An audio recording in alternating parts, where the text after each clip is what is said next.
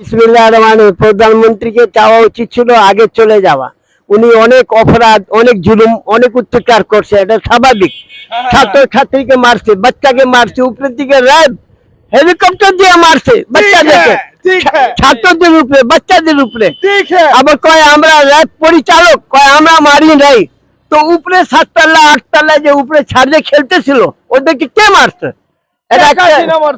এরা সব মিথ্যে কথা, এরা সব মিথ্যাবাদী। ওনাদের এমপি মন্ত্রী সব মিথ্যাবাদী। কারণ লোকজন মরতেছে বলে কিচ্ছু হইতেছে না, আমরা ঠিক আছি। আর ওনাদের মন্ত্রী সব অযোগ্য। আগুনের ভিতরে কেরাসিন তেল ঢালতে এই সময় জামাত ইসলামীকে নিষেধ করা দরকার ছিল? কোনো বলার দরকার ছিল?